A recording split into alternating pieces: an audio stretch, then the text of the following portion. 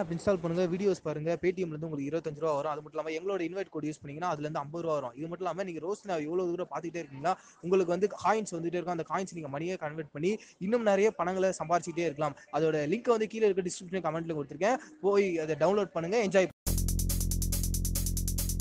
Hi, இப்போ reel ரிவ்யூவில் வந்து எந்த சீரியல் வந்து ரிவ்யூ பண்ண போகிறோம்னு பார்த்தீங்கன்னா செம்பருத்தி சீரியலில் சனிக்கிழமை எபிசோடில் வந்து என்ன நடந்துச்சுன்னு சொல்லி ரிவ்யூ பண்ண போகிறோம். என்ன நடந்துச்சு அப்படின்னு பார்த்தீங்கன்னா அந்த வில்லி குரூப்ஸ் எல்லாம் பிளான் பண்ணிட்டு இருக்காங்க. என்ன அப்படின்னா அந்த பந்தக்கால் அந்த ஃபங்க்ஷன் வந்து நடக்கும்போது பார்வதிகளை நம்ம எப்படியாவது இந்த பட்டாசு கூட கொடுத்துட்டோம் அப்படின்னா தீய பொத்தி போட்டால் மட்டும் போதும், கண்டிப்பாக அது வந்து வெடிக்கும். பார்வதியால் ஒரு வாரத்துக்கு எந்திக்கவே முடியாது, இந்த கல்யாண ஃபங்க்ஷனில் வந்து அவளால் வேலை பார்க்கவே முடியாதுன்னு சொல்லிட்டு பெரிய ஒரு பிளான் பண்ணியிருந்தாங்க.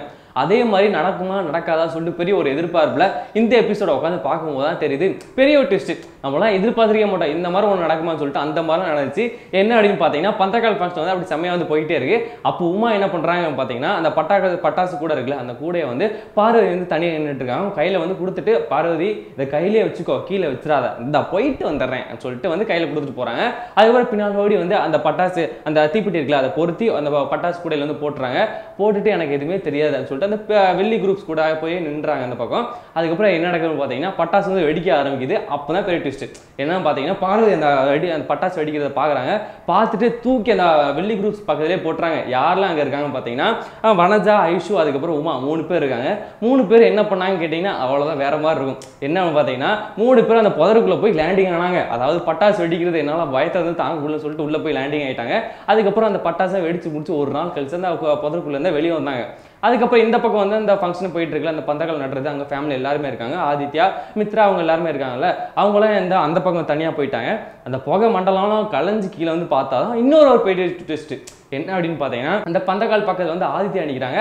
அவங்களுக்கு ஆப்போசிட்டாக பார்வதி நிற்கிறாங்க. 2 பேர் அந்த பந்தக்காலை பிடிச்சி அப்படியே ரொமான்ஸ் பண்ணுறதுக்கு அது வந்து 1 மணி நேரம் அப்படியே போயிடுச்சு.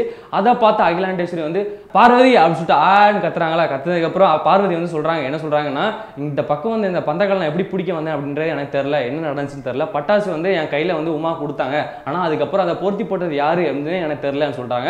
அதுக்கப்புறம் அகிலாண்டேஸ்வரி வந்து பயங்கரமாக டென்ஷன் ஆகி உமா பக்கத்தில் போய் நீ தான் அதுக்கு எல்லாத்துக்கும் வரும் அப்படின்னு சொல்லி டஷ்ன்னு அடிச்சுறாங்க. அதெல்லாம் வந்து எதிர்பார்க்கவே முடியல. ரொம்ப நாள் கழிச்சு அகிலாண்டேஸ்வரி இந்த மாதிரி ஒரு ஆக்ஷன் ஹீரோ மாதிரி உமாவை அடிச்சது வந்து வா சூப்பர்ப்பா அப்படின்னு சொல்லிட்டு ஒரு செம்மையான ஒரு ஃபீல் கிடைச்சிது. அதுக்கப்புறம் என்ன நடந்துச்சு அப்படின்னு பார்த்தீங்கன்னா எல்லாரும் ஃபங்க்ஷன் அந்த மாதிரி ஃபுல்லாக முடிஞ்சிருச்சு. அதுக்கப்புறம் பார்வதி வந்து வீட்டில் வந்து சமையல் பண்ணிகிட்டே இருக்காங்க. அப்போ அந்த நேரத்தில் வந்து ஒரு 2 பாடி கார்டு வராங்க. என்ன அப்படின்னு பார்த்தீங்கன்னா இந்த நகை வந்து யாருக்காக இந்த கல்யாண ஃபங்க்ஷனுக்காக மித்ராக்காக நகை வந்து செலக்ட் பண்ணுறதுக்காக வராங்க. அந்த நகையை வந்து எல்லாரும் செலக்ட் பண்ணிட்டு இருக்கவும் மித்ரா ஒரு பிளான் பண்ணுறாங்க. என்ன அப்படின்னா கண்டிப்பாக பார்வதி வந்து இந்த நகையை பார்த்தா அப்படின்னா பொறாமப்படுவா, எனக்காக இந்த அளவுக்கு நான் நகை வாங்கி தராங்க ஆன்ட்டின்னு சொல்லிட்டு பயங்கரமாக பொறாமப்படுவோம். அந்த பார்வதி கூப்பிடு அப்படின்னு சொல்லிட்டு பார்வதி கூப்பிட்றாங்க. அதுக்கப்புறம் பார்வதி எனக்கு வந்து எந்த நகை சரியாக இருக்குமோ அதை நீயே செலக்ட் பண்ணி அப்படின்னு சொல்கிறாங்க. பார்வதி ஒவ்வொரு நகையும் வந்து இது கரெக்டாக இருக்கும், இது கரெக்டாக இருக்கும்னு சொல்லிட்டு ஃபுல்லாகவே செலக்ட் பண்ணுறாங்க. அப்படியே செலக்ட் பண்ணி கடைசி செலக்ட் பண்ணி வச்சு முடிச்சதுக்கப்புறம் அகிலாண்டேஸ்வரி அதுக்கப்புறம் ஃபேமிலி எல்லாரும் மறுபடியும் ஒன்று கூடுறாங்க. அந்த சபை வந்து மறுபடியும் ஒன்று கூடுது. அந்த டைமில் வந்து பெரிய ஒரு ட்விஸ்ட், அதில் வந்து நான் எதிர்பார்க்கவே இல்லை அந்த மாதிரி ஒரு ட்விஸ்ட்.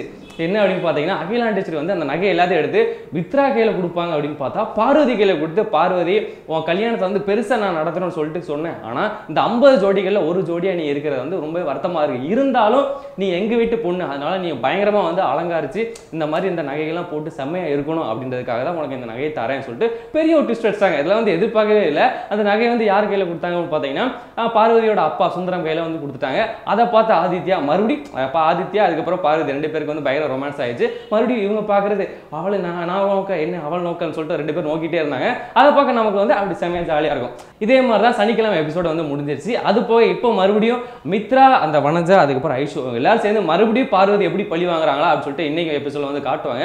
அதுக்காக தான் எல்லாரும் பயங்கரமான ஒரு வெயிட்டிங். அதுக்கப்புறம் நீங்க என்ன பண்றீங்க அப்படின்னா உங்களோட ஃபேவரட்டான சீரியல் என்ன நீங்க ரெகுலர் பார்ப்பீங்க அந்த சீரியலை ரிவ்யூ பண்ணணும்னு நினைச்சீங்கன்னா அதை வந்து மறக்காம கமெண்ட் பாக்ஸ்ல கமெண்ட் பண்ணிருங்க. இந்த ரிவ்யூ எப்படி இருக்கு அப்படின்னு சொல்லிட்டு கீழே கமெண்ட் பாக்ஸ்ல கமெண்ட் பண்ணிருங்க. இந்த வீடியோ வந்து உங்களுக்கு பிடிச்சா பண்ணணும் லைக் பண்ணிருங்க, ஷேர் பண்ணிருங்க, முக்கியமாக சப்ஸ்கிரைப் பண்ணிருங்க. நேத்து யாரடி நீ மோகன் இந்த சீரியல் வந்து நான் ரிவ்யூ பண்ணிருக்கேன். அது வந்து நீ பார்க்கணும் அப்படின்னு நினைச்சீங்கன்னா டிஸ்கிரிப்ஷன்ல லிங்க் இருக்கு, அதை கிளிக் பண்ணி பார்த்து பார்க்கலாம்.